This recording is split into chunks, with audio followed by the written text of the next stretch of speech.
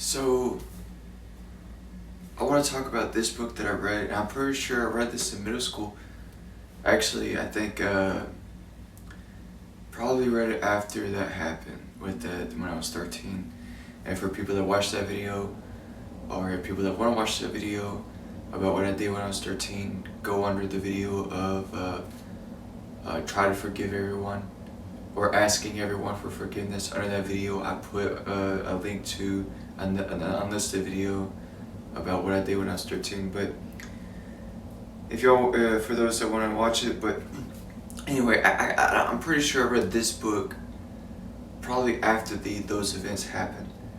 I don't know, it probably was before, but I actually think it was after because I wasn't really into reading. I was more into video games, but I just remember when, I was trying to leave my mind and leave my problems and like escape from reality.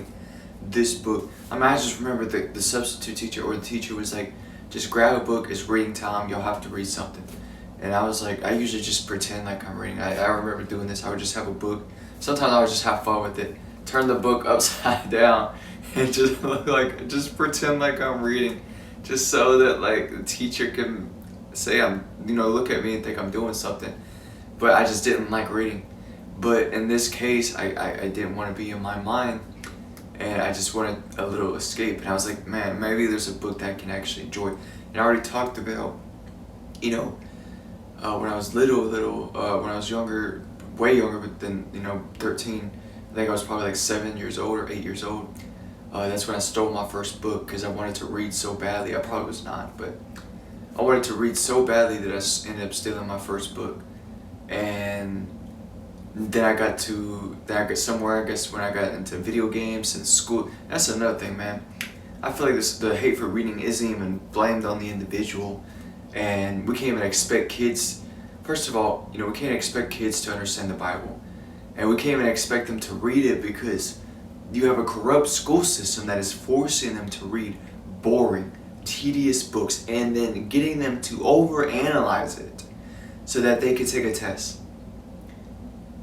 And it's like, how can you expect kids to fall in love with reading? And there are books that I'm now aware of that I had to read as an adult, but I would have loved to read as a kid. Would have got me to fall in love with reading. But school system, and is corrupt, run by money, or run by many things. But it just, I don't know. You can't even blame the teachers because they're just doing their job and all that stuff. They're doing what they're told to do.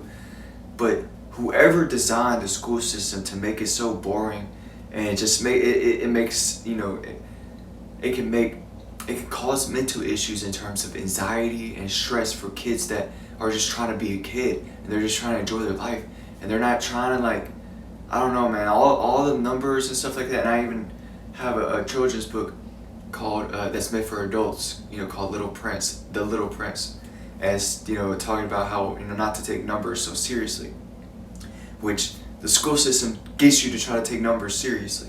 And so to try to rewire that, as an adult can be hard. But yeah, I don't know, man. It just bothered me when I was in school. I remember, I just wanted to walk out, or I was like, hey, this is, I don't agree with this. This is not something this. I like to learn. I want to learn, but this is not learning. This is not it. And I remember I wanted to talk to other people about it, and I did. I came to a conclusion with, in agreements with other students that this school system is flawed and messed up. And I remember thinking, when I get older, I'm gonna try to do something to change it. And I think we put a lot of kids think that the kids hate school that much that they will want to change it when they get older. But when you get older and you get into reality and survival, and you got to make money and take care of your responsibilities and bills and stuff like that, why would you want to go back and change the school system that you're no longer in? And so kids can have this dream or this goal to change the school system so that it can be better for the next generation, but you kind of lose it when you have to try to survive and you learn to become an adult, and you just forget what it's like being in school because you have to focus on surviving.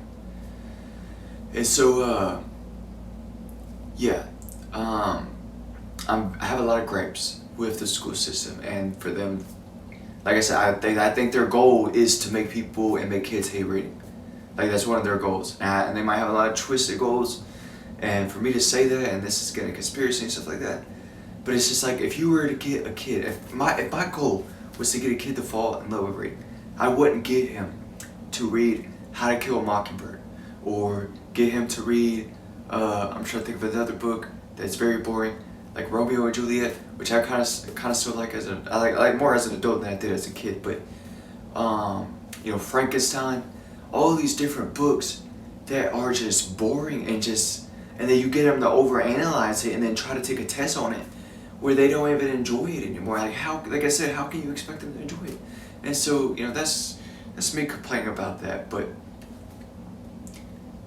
I remember though, like I said, I was trying to get into reading, or I wanted to read a book that I could actually get into that could help me escape from my problems. And the book was, I've already watched the movie, and this is what kind of motivated me to read this book, because I watched The Maze Runner and I watched The Maze Runner Scorch Trials. And The Death Cure, I think, they were still working on that movie for it to come out, and I think it's already out. But it is already out. But I was like, well, I like the movies, the first two movies. Why don't I just try to read the book, the third book, before the movie comes out? Because it's reading time and all that stuff, and maybe I might actually like reading. And I read it, and I enjoyed it, and it helped me escape from my problems. But it helped me also love reading more on my own, which a student wasn't forced. A teacher wasn't forcing me to read it. My parent wasn't forcing me to read it. It wasn't forced upon me. It was my choice, and luckily it was a choice of a book that I enjoyed a lot, more than I thought. And so yeah. And what the book is about though, the original Maze Runner is, you have these group of people, young adults pretty much, but they take all these young adults and they throw them in a giant maze.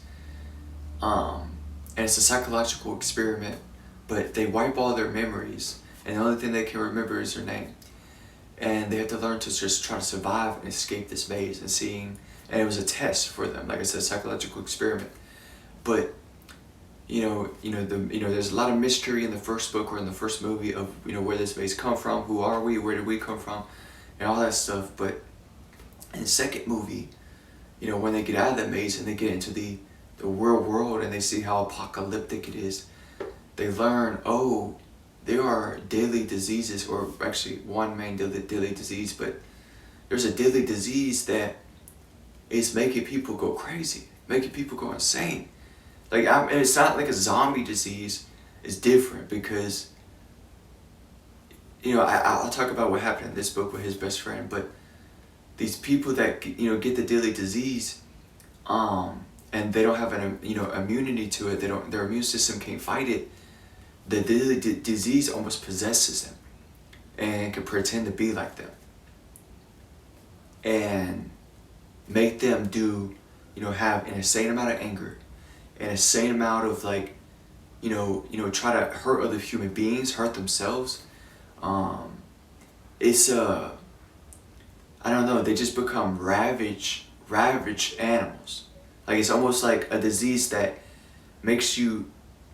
turns you from human back to an animal, and wild and untamed and uncontrolled.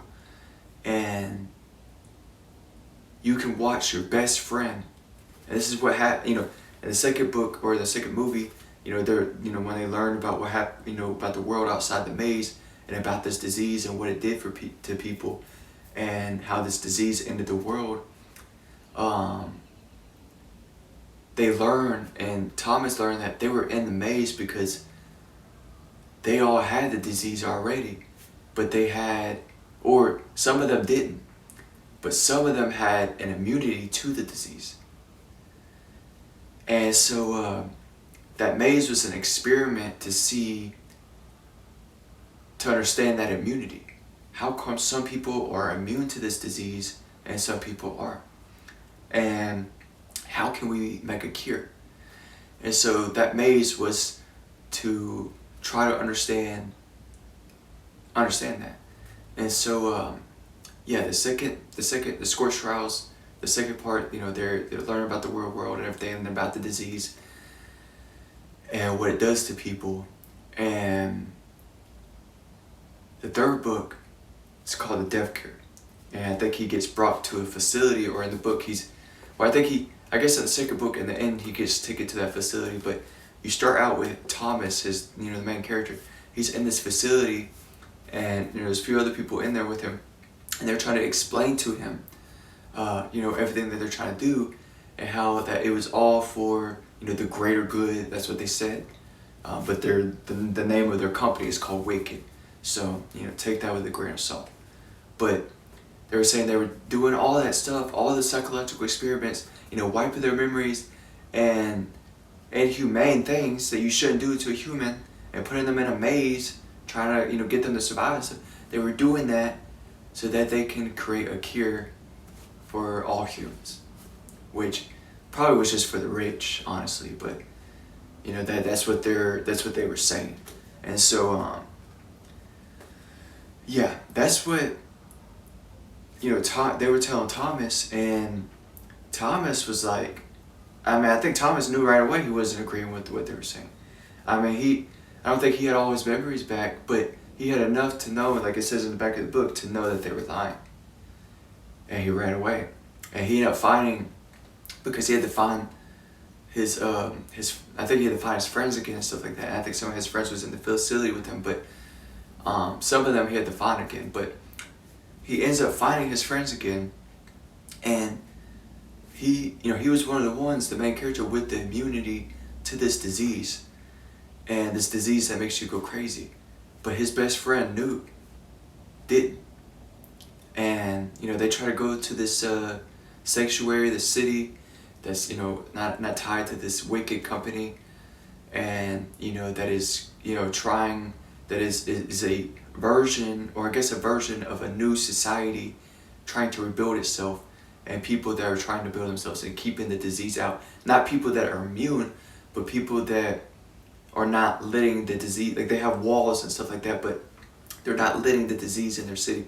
And so, if the disease do get in the city, they have these, I don't know if you call them police, but these group of people that will come, and they're kind of like fully covered and stuff like that, but will come, and whoever is showing symptoms, they take them out, and kill them. Like, I'm pretty sure they killed them. Well, in the movie they did, or I'm pretty sure in the book they did too. Or they would just kick them out of the city so that the disease wouldn't spread. And so, that was like the new version of society after that disease broke off. But you don't really, I think they did make a book, and I think I did try to read it, but they did make a book, or the author James, he did write a book about what the events that took place before the disease broke off, before the outbreak. But yeah, Thomas's new best friend, he thought he had immunity, but he was showing symptoms and everything, and he was going crazy and started forgetting who he was, and getting angry and lashing out and getting violent, because that's what happens. The disease makes you violent. He wrote on a piece of paper for Thomas, like a heartfelt message, and he told Thomas, like his last words, he told Thomas, I want you to, first of all, don't open this until I fully go crazy, and until I fully lose my mind. And I don't want you to read it until I fully lose myself. And he didn't. And then Newt, when it was happening, and Newt was losing himself and losing his mind, I think Thomas read the paper, his note that he gave him, and it said to kill him, to kill his best friend, because he didn't want to live like that. Not having control of his mind, and to be violent and animalistic. he didn't want to stay alive in that form. And so he asked Thomas to kill him. And Thomas, that's hard for a best friend to do. Especially someone that you survived with and, y'all saved each other's lives and, been through a lot of trauma. I'll put the book away, and this is the book. This is The Death Cure. And, yeah. But, yeah, to be asked to kill your best friend, for your best friend to ask you to kill him because he does not want to go insane. And he don't want to stay insane. And it's like, I'm pretty sure they can still talk and everything, but it's hard to have any conversations with him. And it's just like, he's no longer his best friend. And so, yeah, it's emotional for him and it makes him cry. But I think he does do it, if I remember correctly. He does kill him. He does kill him because that's what he asked him to do. Even though it was hard for him. But Thomas, like I said, he had the immunity for it. And he was running from wicked, running from his company. And what they wanted to do, he found out what they wanted to do was dissect his brain. Literally, like kill him almost, pretty much. And dissect his brain so that they can create a cure for the disease. But that's inhumane, like I said. And he didn't agree with that. And so when he found out that's what they wanted to do to him, he took off on an island and he took a whole bunch of people that had an immune system, if I remember correctly, and the woman that he loved too, who was immune too. So, in the love story, he ended up, getting his love and getting the woman he wanted to be with, the woman that was, he was in the maze with. And, actually that same woman was, him and her actually helped develop the maze, but that's, them getting their memories back and stuff like that. But him and her and a lot of other people that have the immunity towards the virus and disease, they go on this island to create a new world, a new society, a new kind of human that is separate from the old world.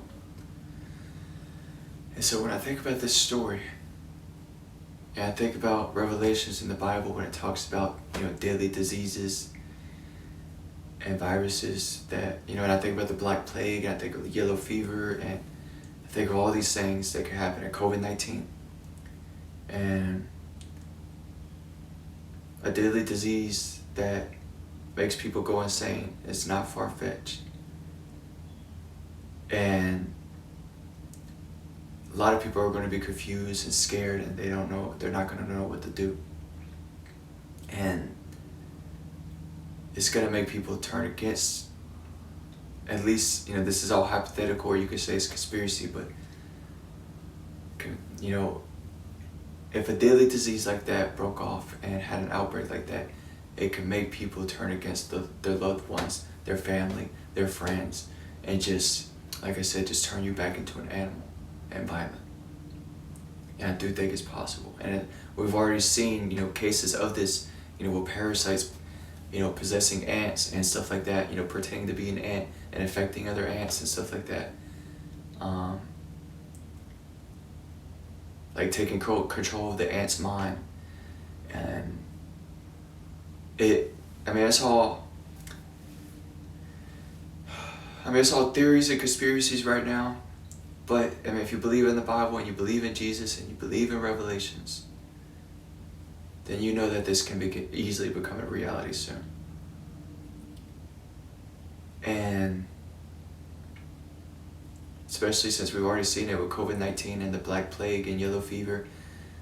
And then, you could just throw rabies in there and, the ant parasite and all that stuff, We have real life cases that are very similar to this, but yeah, we don't know what's happening in the lab right now. We don't know.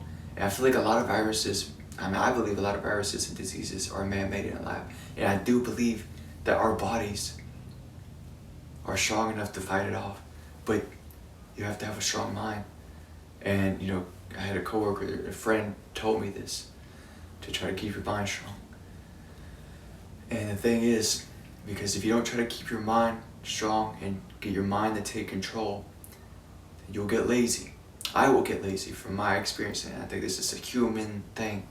But if I don't get my mind, and I already said this in another video, but if I don't get my mind to take control, then I'll get lazy.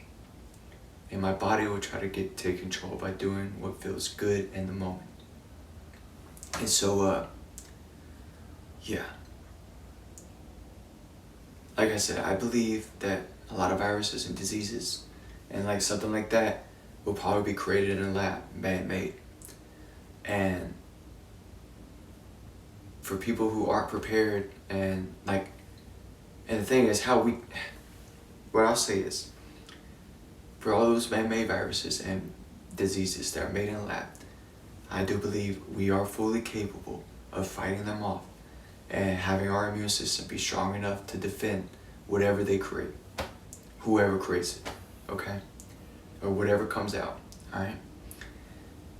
But there are two things, Jesus first and mushrooms, but I believe these are the only two things that will help us fight that battle. And if you're going to rely on mushrooms and not Jesus, then you'll probably lose. And if you're going to rely on Jesus and not mushrooms, then you'll probably lose. Because I've already said this, I'll say it again. But a Christian family who's solely reliant on Jesus and only focus on Jesus, who has a sick kid, and they don't want to mix Jesus with, they don't want to give their kid medicine or vaccines or any of that because they don't want to mix Jesus with any of that stuff, and they just want to rely on Jesus. But what if there was a mushroom that could heal that kid, but you don't want to mix Jesus and mushrooms?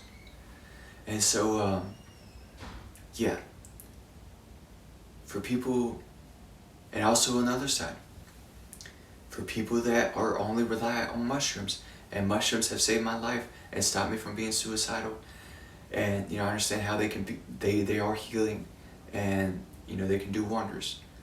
But for the people that only rely on mushrooms and don't want to rely on Jesus, they're going to struggle, and a lot of them are probably going to die too. And we have to bring both of them together. Jesus first, and then mushrooms. But yeah. And so this will also cause almost a cultural war, and not just about race and none of that, okay? Because I know when people talk about culture, they want to bring race and all that stuff, but I'm talking about culture war. Because if you have the California culture, which is it's California sober, magic mushrooms, smoke weed, and all that stuff. They can get into crystals and astrology and different kinds of spirituality like Buddhism and meditation and stuff like that. And then you have the Christian culture, which is don't want to mix Jesus with weed or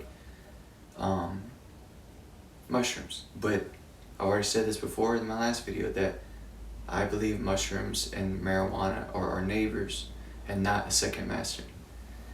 And the Bible already said, Jesus already said that you can't serve money and God. When I wanted to go around Jesus and I only wanted to be reliant and focused on mushrooms, I led myself to believe that everyone goes to heaven and to enjoy the moment. Me believing that was hurting me because, like I said, if I'm not trying to get my mind to take full control, then my body will try to take control by getting me to do what feels good in the moment. And so I can't believe that everyone goes to heaven and to just enjoy the moment.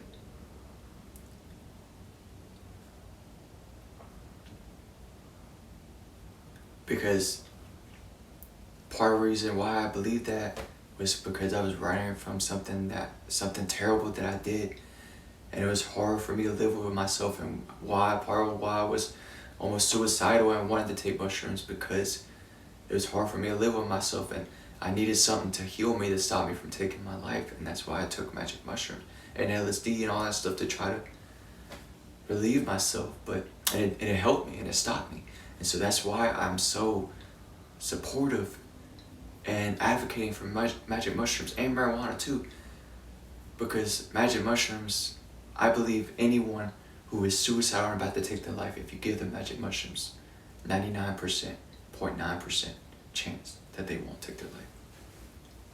And we've already seen it work so many times. But yeah, part of the reason why I believe that everyone goes to heaven and to just try to enjoy the moment and do what feels good in the moment was because I was running from something terrible that I did, and I didn't want to face it. I didn't want to talk to Jesus about it. We might even see a war of people only reliant on Jesus and on people only reliant on mushrooms and marijuana and meditation. You know, call that California culture, Christian culture, and then California culture. And I think the answer is in the middle, bringing both of them together. I don't know if the answer is always in the middle, but in this case, the answer to this problem, or for these future problems that we'll probably have, is bringing magic mushrooms and Jesus Christ together.